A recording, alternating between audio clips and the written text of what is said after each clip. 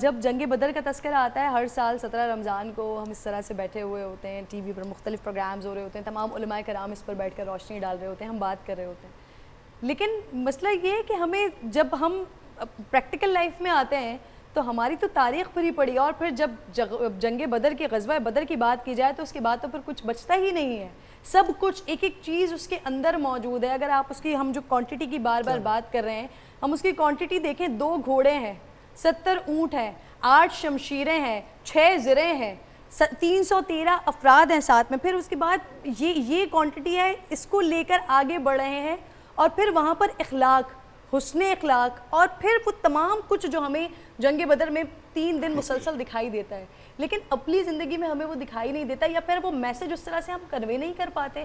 کیا سبق کیا دیتا ہے یہ جنگ بدر کا میدان ہمیں؟ بسم اللہ الرحمن الرحیم۔ آج کا موضوع بڑا اہم ہے، اور علماء اکرام نے بھی بڑی خوبصورت روشنی ڈالی اس کے مختلف پہلوؤں کے حوالے سے جنگ بدر کے۔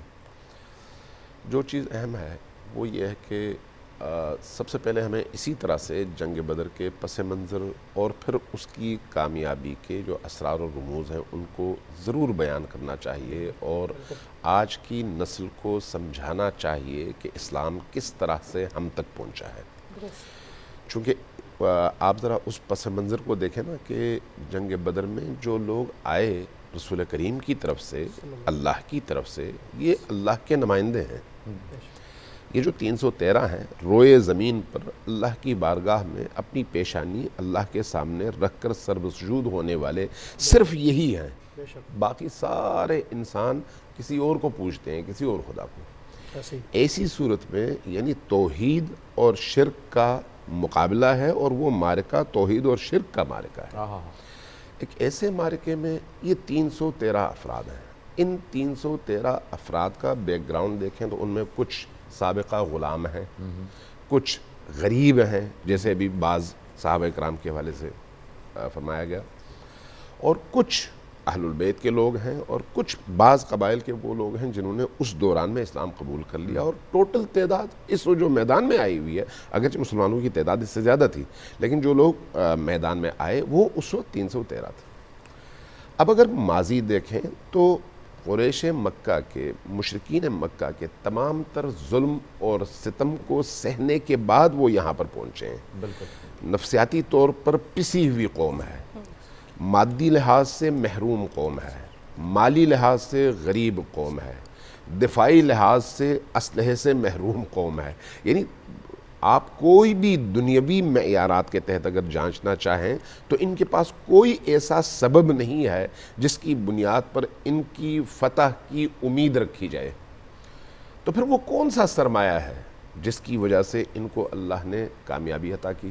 البتہ یہاں پر بریکٹس میں یہ عرض کروں، اس طرح کے معرکوں میں بھی اللہ اسباب اور وسائل ہی فراہم کرتا ہے، چونکہ دنیا، یہ جو دنیا ہے یہ اسباب اور وسائل کی دنیا ہے۔ یہاں پر معجزے صرف اور صرف دوسروں کو یقین دلانے کے لیے ہوتے ہیں کہ اس کے پیچھے کوئی ایسی قدرت ہے جس کے مقابلے میں کوئی نہیں ہے، ورنہ جو مادی انسانوں کی زندگی ہے وہاں پر اسباب و عوامل ہے۔ اب اس صورتحال میں اللہ تبارک و تعالیٰ نے ان 313 ہستیوں کو وہ کامیابی عطا کی جو آج 1500 سال گزرنے کے باوجود ہر انسان جب سنتا ہے تو اس کے دل کی کیفیت اور سرور میں ایک ایسی چینجنگ آتی ہے، اس کے خون میں جوش آتا ہے، اور وہ اپنی ایک الگ فیلنگ اس کے اندر پیدا ہوتی ہے۔ اس کا جواب خود قرآن کریم دیتا ہے۔ قرآن کہتا ہے کہ الذین قالوا ربنا اللہ ثم استقاموا تتنزل علیہم الملائکہ۔ جب کوئی فرد ہو یا قوم ہو، جب اللہ پر ایمان لے آئے، الذین قالوا ربنا اللہ، کہ ہمارا رب صرف اللہ ہے اور ہمیں صرف اسی پر اعتماد ہے، اسی پر یقین ہے، تو اس کے نتیجے میں مشکلات آئیں گی۔ جو مشکلات آئیں گی چونکہ انہی مشکلات کے حوالے سے اگلی آیت ہے، اگلا حصہ ہے۔ ثم استقاموا، ان مشکلات کے مقابلے میں پسپائی اگر اختیار کر لی جائے تو اس کا مطلب یہ ہے کہ ان کا ایمان انتہائی کمزور ہے۔ لیکن اگر ان مشکلات کے مقابلے میں جو ربنا اللہ کہنے کے نتیجے میں فرد اور قوم کے پاس وہ مشکلات آتی ہیں، ان کے مقابلے میں استقامت کا مظاہرہ کیا جائے۔ استقامت اب کیا ہے؟ فی القول بھی ہے، فی العمل بھی ہے، فی العقیدہ بھی ہے۔ یعنی اللہ کو اپنے سامنے حاضر اور ناظر سمجھے. اس وقت میں اور آپ اللہ کو حاضر اور ناظر سمجھتے ہیں نا, یا نہیں سمجھتے؟ ہمارا عقیدہ ہے نا, لیکن ہمارا عمل اس کے مطابق نہیں ہے. بالکل نہیں ہے ایسے. ٹھیک ہے, یعنی میں اپنے والد کو اگر اپنے سامنے حاضر سمجھوں تو میرا بیہیویئر تبدیل ہو جائے. میرے والد کا اللہ سے کوئی مقابلہ تو نہیں ہے. اس کا مطلب یہ ہے کہ ہمارے کیمرے کی آنکھ چھوٹا بچہ دیکھ رہا تو ہم گھبرا جاتے ہیں. بالکل ایسا, بالکل ایسا. تو لہٰذا قرآن نے کہا الذین قالوا ربنا اللہ, جو لوگ ربنا اللہ کہتے ہیں کہ ہمارا رب اللہ ہے, اس کے بعد جو مشکلات آتی ہیں ان مشکلات کے مقابلے میں وہ استقامت دکھاتے ہیں. استقامت کا کیا مطلب ہے؟ ہر میدان میں کھڑے ہو جاتے ہیں, ہر میدان میں اور ہر مشکل میں کھڑے ہو جاتے ہیں. اور جب کھڑے ہوتے ہیں تو ان کے پائے ثبات میں لغزش نہیں آتی, ان کے پاؤں ہلتے نہیں ہیں, وہ پھر ڈرتے نہیں ہیں, وہ پیچھے قدم ہٹاتے نہیں ہیں, جہاں پر ہیں وہاں پر کوہ اور پہاڑ کی طرح سے ثابت اور استوار رہتے ہیں.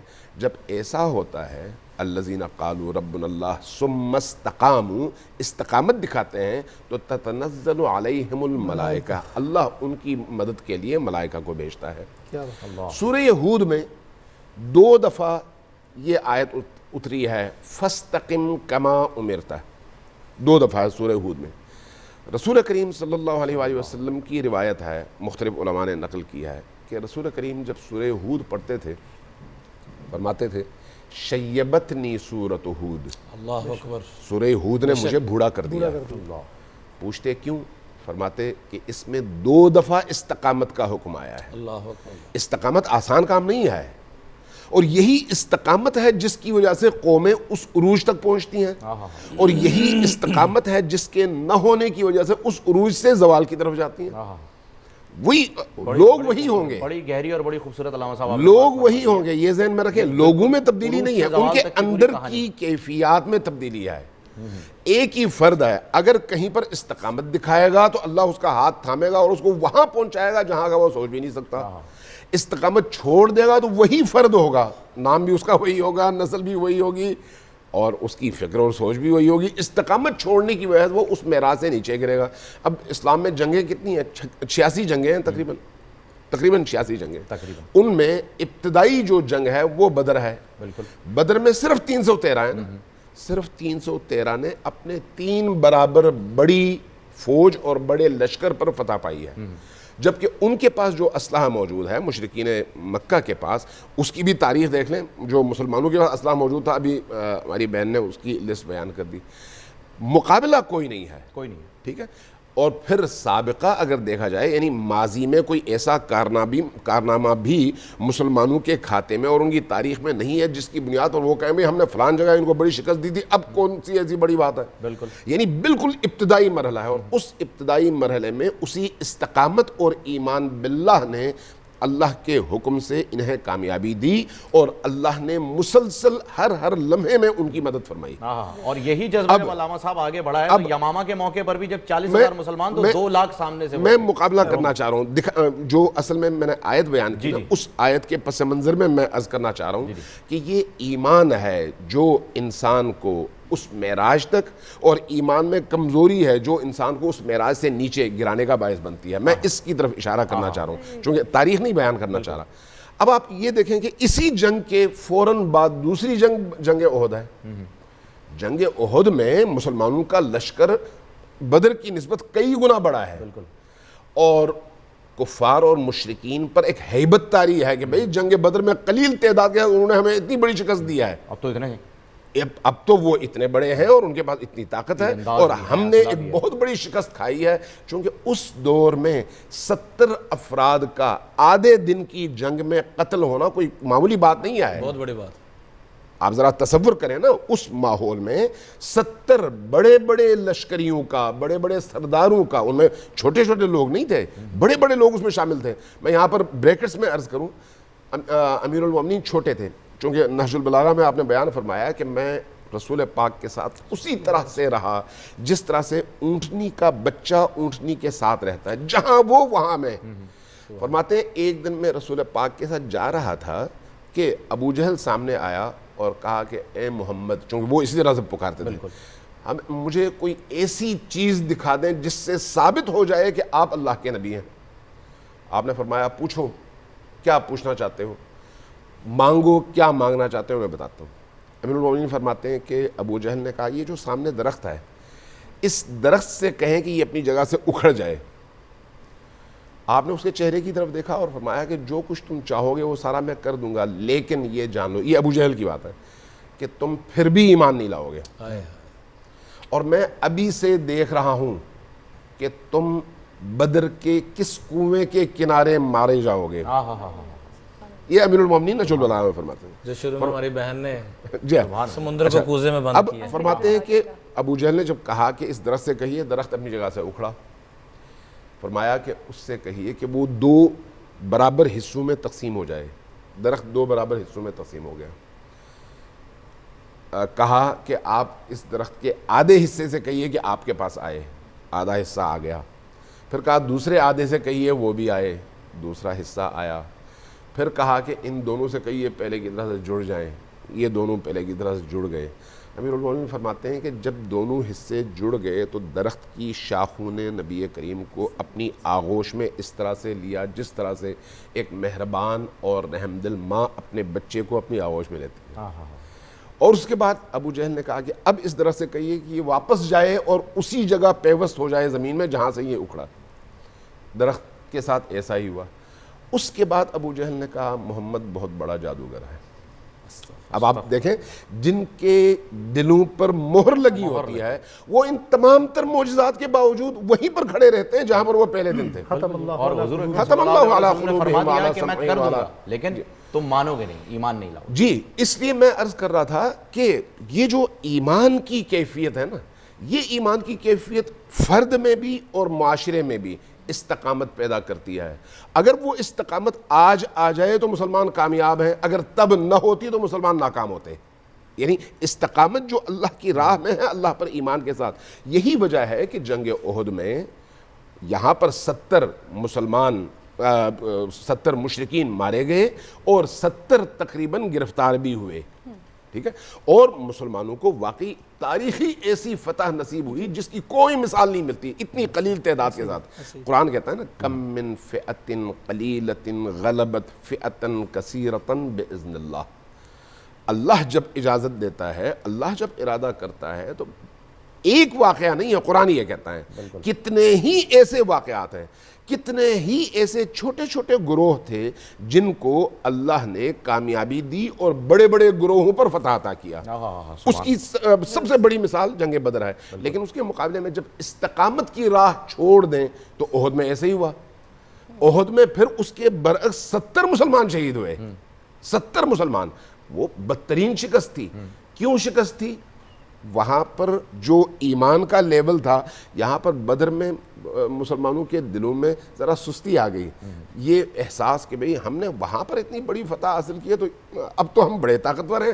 یعنی کل جو حضرت مریم کا واقعہ میں نے عرض کیا تھا اسی کو ذرا تناظر میں رکھیں نا اپنے ذہن میں, کہ جب آپ کے دل میں تھوڑا سا خدا کی طرف توجہ کی نسبت اپنی طرف توجہ بڑھ جائے نا تو اللہ پھر بتا دیتا ہے کہ بھئی میں ہوں سب کچھ. تھوڑا سا ذہن مال غنیمت کی طرف آیا, حضور اکرم صلی اللہ علیہ وسلم نے فرمایا تھا کہ وہاں سے نہیں اترنا ہے, وہ ہوا. میں ہوں سب کچھ, تم نہیں ہو. کلام الہی بھی آیا, اس کے اوپر بے شمار آیات جو ہیں وہ نازل ہوئیں اور اس میں اس بارے میں بتا دیا گیا. اچھا ناظرین, ساتھ ساتھ آج کیونکہ آپ یہی سوچ رہے ہوں گے کہ آج کی نسبت جو ہے وہ بدر کے ساتھ ساتھ اماں عائشہ صدیقہ رضی اللہ تعالیٰ عنہا بھی ہیں. 56 سال کے بعد 2 ہجری کو بدر کا واقعہ ہوتا ہے, اور پھر 56 سال کے بعد ایک اور غم کا دن ہمارے لیے 17 رمضان کی نسبت غم کا دن اس لیے اسے کہا جاتا ہے ناظرین, اور اس لیے میں کہتی ہوں کہ ہم نے اپنی ایک اور ماں سے ہم الگ ہو گئے تھے, رخصت ہو گئی تھی. بے شک جی, تو آج ان کے دن کی بھی جو ہے وہ نسبت ہے ہمارے ساتھ. پرنور سحر اور ذکر خدا, نبیوں کی مدح سرائی. پیغام سنا اے باد صبا, پرکیف ساتھ آئی. پوشیدہ ہے ایمان کی راہ اللہ کی کتاب مقدس میں.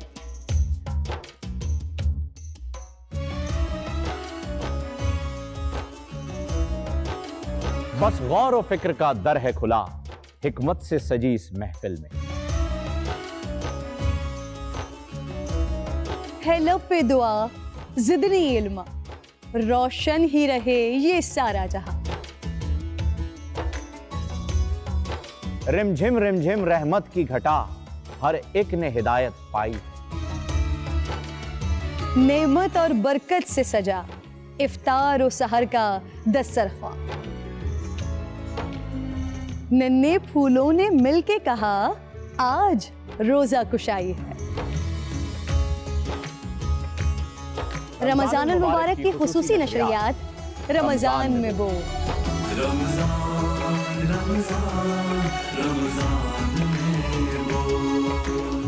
रमजान अल मुबारक की खुसूसी नशरियात रमजान में बोल, फहीम खान और किरण नाज के साथ रोजाना सुबह 3 बजे सहर ट्रांसमिशन और शाम 5:30 बजे अफ्तार ट्रांसमिशन, सिर्फ बोल एंटरटेनमेंट पर।